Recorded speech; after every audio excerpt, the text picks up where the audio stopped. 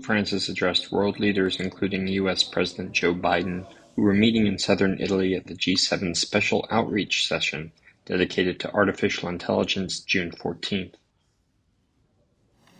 Questa mia riflessione sugli effetti dell'intelligenza artificiale sul futuro dell'umanità ci conduce così alla considerazione dell'importanza della sana politica per guardare con speranza e fiducia al nostro avvenire.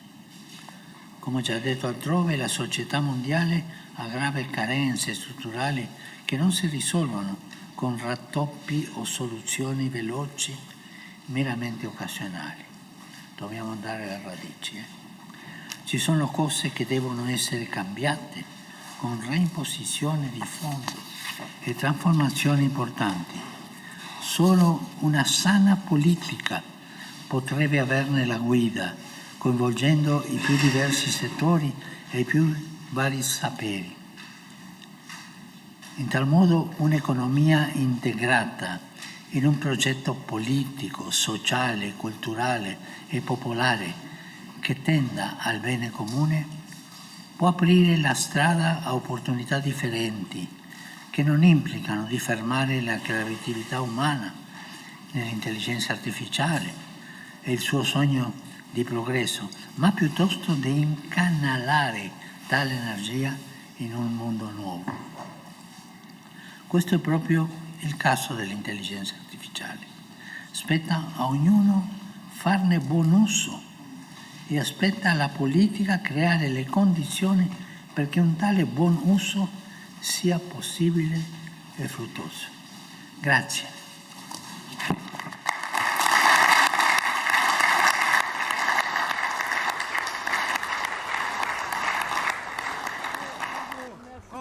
French far-right leader Marine Le Pen found plenty of supporters during a visit to a market on Friday, kicking off her campaign in her northern stronghold, as her National Rally party negotiated with potential allies to form a team that could run the government should it win a snap election. We are facing a great danger, which is the far left that is both radical and violent, and which, and I say this clearly, has violated individual and public freedoms and is composed of people whose ideas are not acceptable. That's the real issue of this election, which is taking place in such a short time. But that's offering great hope for tens of millions of French people.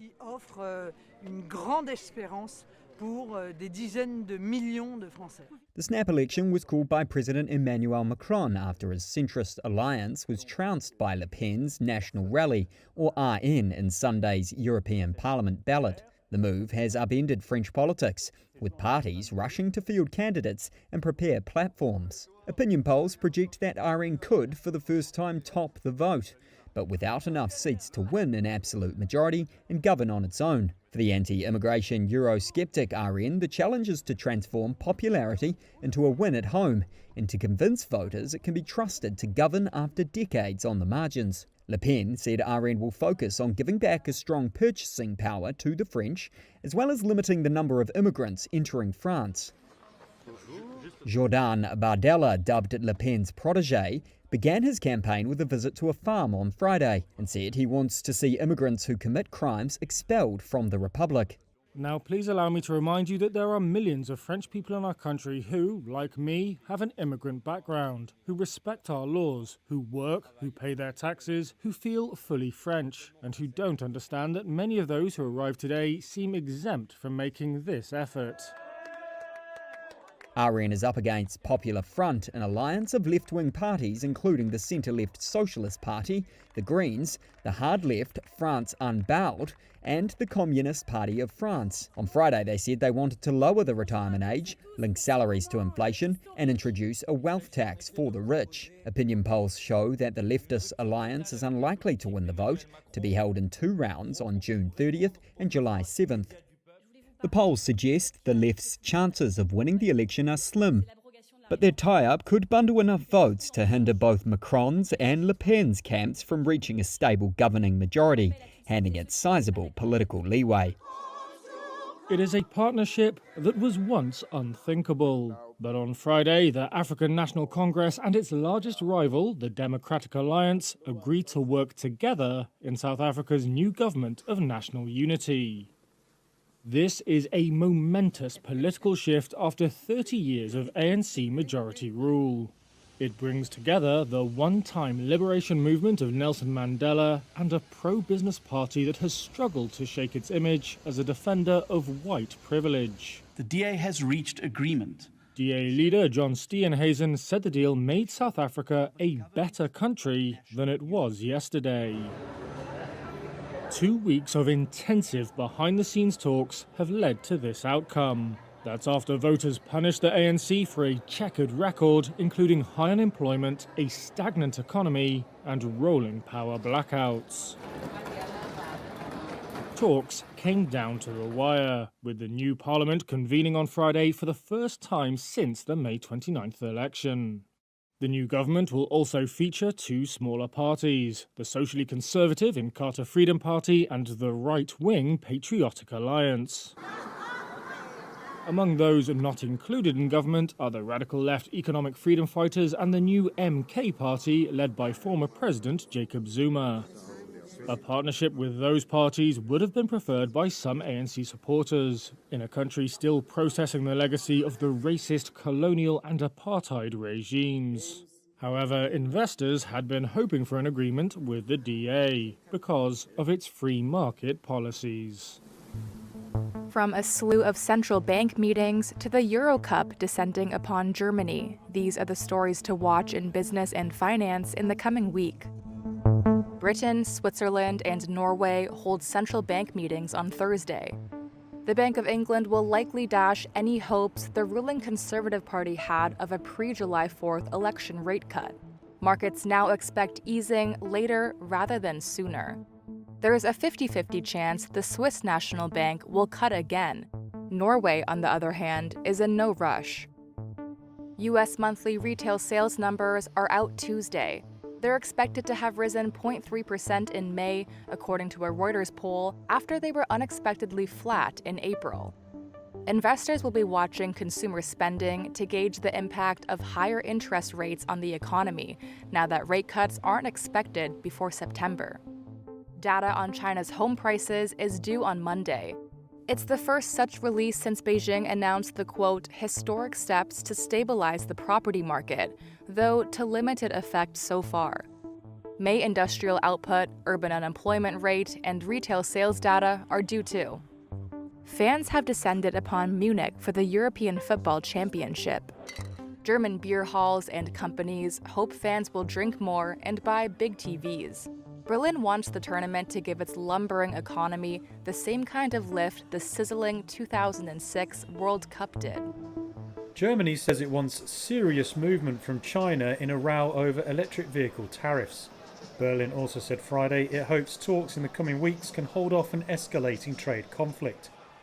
Chancellor Olaf Scholz's government is pushing for what it calls an amicable solution. That after the EU threatened to impose anti-subsidy tariffs to shield European automakers from competition. Germany is Europe's largest economy and carries major weight in the bloc. Its leading car manufacturers have fiercely opposed the EU tariffs in fear retaliation could harm their business in the vast Chinese market. Economy Minister Robert Habeck travels to China next week. His ministry said Habeck will not be involved in the tariff negotiations directly. But they said he will push for fairer trade conditions during meetings with Chinese officials. Bloomberg News on Friday reported Germany wants to prevent the car tariffs from coming into force, or at least soften them. German officials have not confirmed this. Princess Kate says she's making good progress with her cancer treatment, but warns she's, quote, not out of the woods. This photo of her was released on Friday at the same time as a personal note, where she says she's been, quote, blown away by kind messages from around the globe, and that they've made a big difference to her and her husband, Prince William, the heir to the throne. In the message, she says, there are good days and bad days. I'm learning how to be patient, especially with uncertainty. Kate also said she would make her first public appearance in months on Saturday at the King's birthday parade. The 42-year-old is set to ride in a carriage with her 3 children, Princes George and Louis and Princess Charlotte. and also appear on the balcony of Buckingham Palace with senior royals, including King Charles. Kate's last public appearance was in December, when she attended a Christmas Day church service. People in London welcomed the news. Obviously, she's a mum, and the most important thing is that she can be there for her children. So great that she's feeling well enough that she can even come out to the public eye. Hopefully it gives other people in similar situation with a cancer diagnosis hope. In January, Kate spent 2 weeks in hospital after having major abdominal surgery. She revealed the tests found cancer in March. Her office, Kensington Palace, has declined to give details about the type of cancer she has or her treatment, other than to say she began preventative chemotherapy in February. Aides have warned Saturday does not mark Kate's return to a full work schedule. She says her treatment will continue for a few more months. Ukrainian President Volodymyr Zelensky is meeting world leaders for a summit this weekend. He hopes to explore ways to end his country's war with Russia, the deadliest conflict in Europe since World War II. Who is attending, and what will be the likely outcome of the talks? Zelensky will use the event in the Swiss mountaintop resort of Bergenstock to build support for Ukraine's fight against Russia's invasion in 3 key areas: food security, nuclear safety, and the release of all prisoners and deportees. On the battlefield, the gathering comes at a difficult time for Ukraine. Russian troops, who now control around 18% of Ukrainian territory, are advancing in the east. With that and the entrenched differences between Russia and Ukraine, the summit will likely shy away from territorial issues. Instead, focusing on parts of Zelensky's plan that are broad enough to be palatable to most, if not all, participants. Ending of this war. Orysia Lutsevich, a Chatham House expert on both Ukraine and Russia. I think we have to understand that this summit is not a place and was not originally envisaged as a platform for negotiated settlement of this war. Russia is not willing to negotiate at this point. It feels it has an upper hand on the battlefield. So it was an endeavor by Kyiv to actually unite the world in support for its war-ending strategy, to present it as a global issue and to count friends.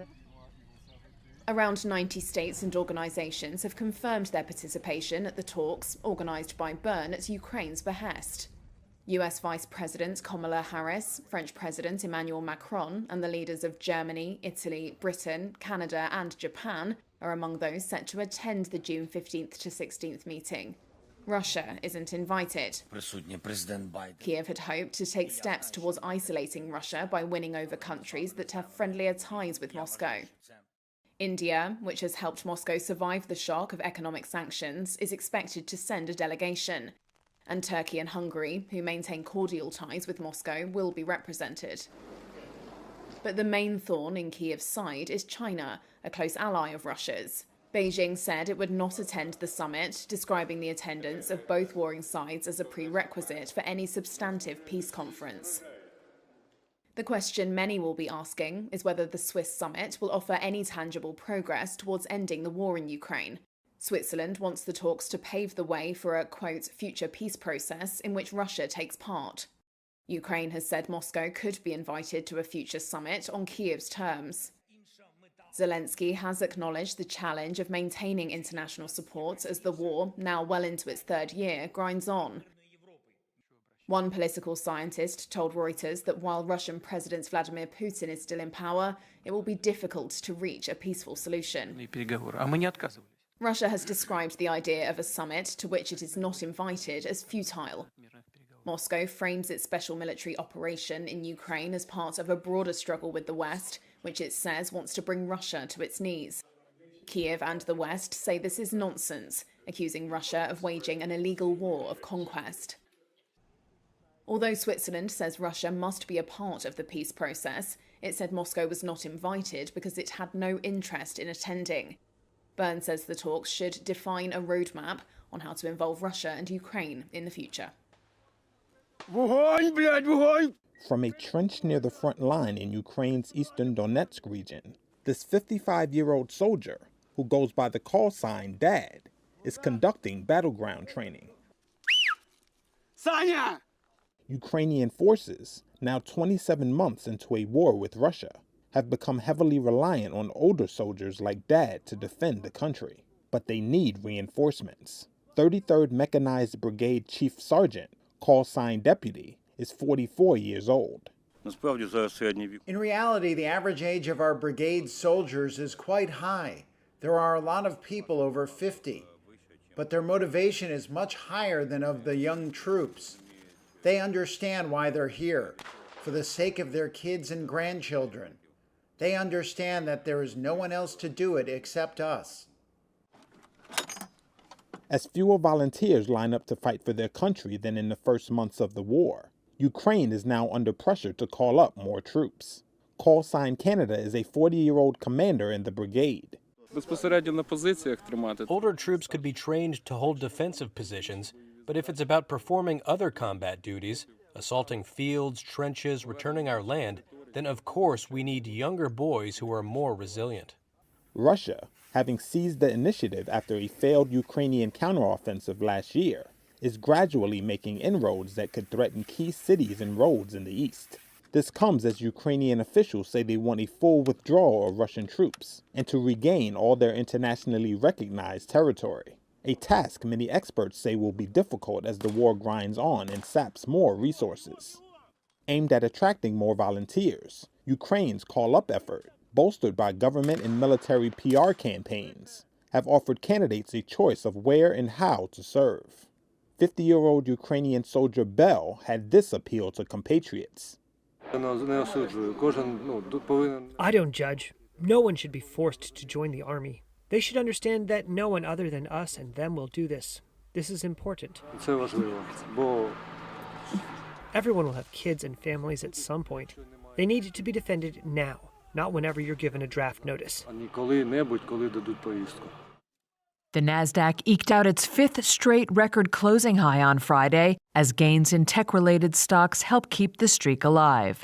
The Dow and S&P 500 each fell slightly lower, while the Nasdaq added about 0.1%. Data on Friday included a preliminary reading of the University of Michigan's Consumer Sentiment Index, which was sharply lower than expectations. But lousy consumer sentiment has its silver lining, explains Lorene Gilbert, CEO of Wealthwise Financial Services. What that's actually good for, though, is markets. Markets moving forward from a consumer being depressed and down and negative, that actually points to a higher stock market looking out 6 months in a year. So while the consumer may be disheartened, when we look at business owners are so positive about what they see moving forward for their businesses. And that is very important when it comes to growth, because so much of our U.S. Depends on small business. Helping to power the Nasdaq on Friday were shares of Adobe, which jumped 14.5% a day after the company raised its annual revenue forecast on more demand for its artificial intelligence-powered software. NVIDIA shares ended up more than 1.5%, after briefly surpassing Apple as the world's second most valuable company. Both also lifted the S&P 500 technology sector, which rose 0.5% to hit another record high close.